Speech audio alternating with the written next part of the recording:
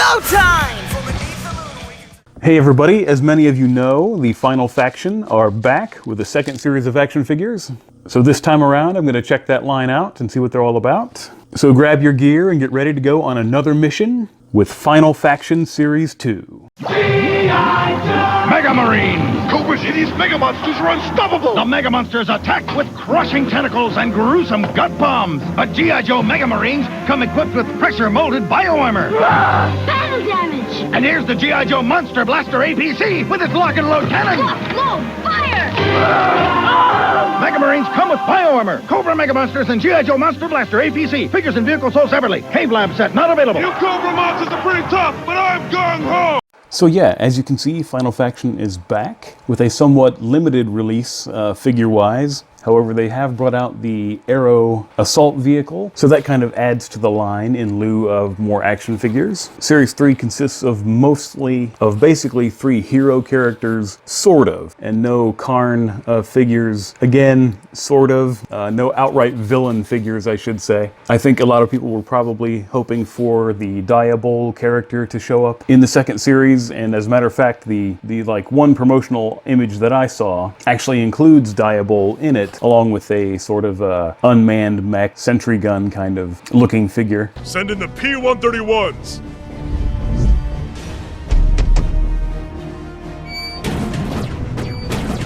So I'm not sure exactly what happened there. My only guess would be that Diabol is a character that's even bigger than the Brutes, so maybe that was a production issue or a materials issue that they hadn't quite worked out just yet, so they were saving that figure for a later release. So yeah, like I said, mostly hero characters, basically hero characters. No Karn technically, well, that's kind of iffy. This kind of gets into spoiler territory if you're worried about that kind of thing. Since Torn is sort of a hybrid or a Karn fugitive hiding out amongst the Final Faction. So we'll talk about that a little bit later. We might talk a little bit about the second episode that is available to watch. So once again, if you're worried about spoilers, might want to avoid some of this video. But anyway, so with that all out of the way, let's crack them open and take a closer look. Get out there and earn that cookie! Yes, sir! In Series 2, we get Scope, Torn, and Steadfast's pet Chihuahua piloting the FD-0 or Fido Mac, kind of. I guess that's kind of clever. Anyway, first up, we'll take a look at Scope. Scope appeared in the first episode, but we didn't get his figure in that initial run. That's a pretty good sculpt on that. Every one that I saw has this, I don't know if they were going for a raised eyebrow sort of gimmick there, or if that's just a bad paint job. But all of the ones I saw have this strangely painted on eyebrow that pops out over his sunglasses, but not so much on the other side, so I'm not sure what's going on there. Kind of looks a little bit like Chris Canyon in the face there if you look at him there. Scope comes with his sniper rifle called Stormwatch. I don't know if there's any copyright infringement going on there or not.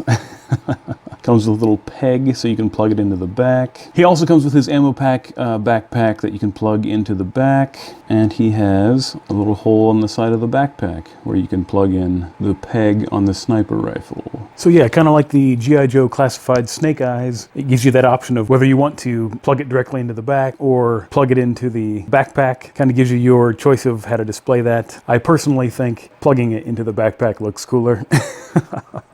But that's just my preference. So yeah, that looks cool, nice and geared up. Comes with these 2 little handguns as well, which, as a nice touch, do pop into the holsters on his side. Again, it's another figure that has the fingers sculpted so he can put his finger through the trigger. So I think that's a nice little touch as well. Did I mention these figures cost $1? Or $1.25 at the moment with the way things are going right now. So yeah, that's really nice. Looks all geared up, kitted out. That is a pretty cool figure. A nice addition to the team. Next up, we'll take a look at Torn. Torn makes an appearance in the first episode, but it's very brief. Featured a lot more in the second episode. Also a very nice, fairly well sculpted figure. Comes with these 2 blades attached to his wrists. Pretty cool. Comes with his laser blaster, which can also be stored in the holster on his thigh here. And he also comes with his hood, maybe. There's a little notch in the back where the hood attaches the back of his neck. I don't know if you can see that or not. The hood's not the best fitting, at least not on this particular figure. Maybe some of the others will fit better, I'm not sure. But he wears the hood to conceal his other face here. A very bizarre looking Karn face. Although with Diabol and some of the other characters, there's clearly some variety in the Karn genetic makeup there. I don't know if that's from engineering or whatever the story is behind that. But pretty basic execution of that idea. Just one side's the human face and the other side is the alien face. Which is okay. Once again, this is a dollar figure, so... I wasn't expecting any fancy mechanism or whatever to achieve that, and it's still a pretty cool looking figure. The eyes on this one, even though they're a little strange looking, they're still better than the other figure. I picked up an extra figure of that, and the eyes on that one are like an old-timey cartoon. I don't think the paint was done very well on that one. Anyway, so yeah, a nice execution on that. The armor is a little bit shinier this time around. I believe Ruck and Steel had a little bit of shine to their armor, but not quite as shiny as Torn and definitely Scope. And something else I was wondering about is whether they had reused any parts, but these all look like they are, you know, completely different pieces and not reused parts, so that's kind of cool too. Each individual figure is getting their own individually sculpted bits. That didn't sound quite right.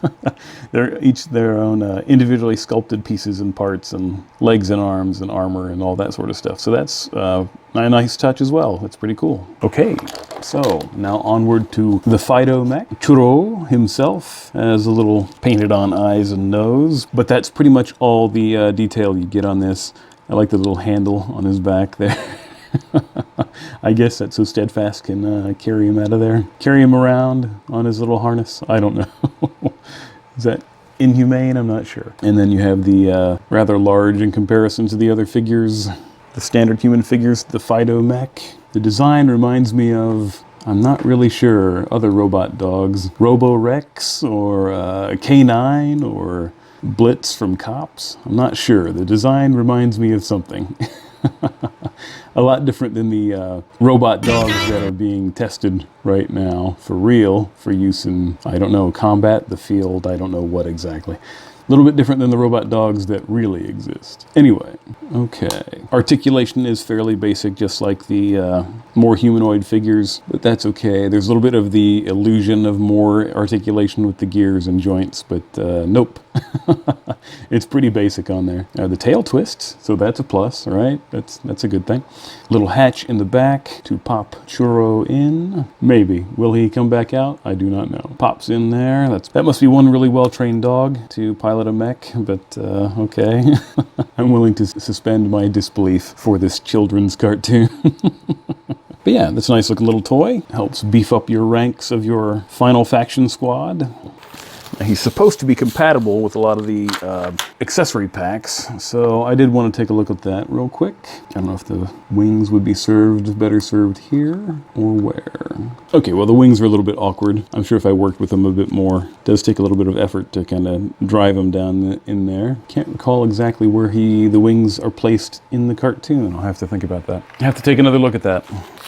Yeah, the guns go in a lot easier into the shoulder parts. The wings probably do too. I'll have to check that out. But yeah, looks nice. Makes nice use of the accessories that come in the little accessory packs. Helps make your Fido even more formidable on the battlefield. So that's pretty cool. Looking pretty good there, fellas. Okay, and next up, we will open up the Arrow. Or at least that was my intention. But after seeing how much video footage there is so far, I have decided to break this video into two parts. Once again, because I don't want to make you guys sit through an hour-long video. So, as always, thank you for being here. Thank you for watching this video. I hope you will join me again for part 2 of Final Faction Series 2. And until next time, I will see ya.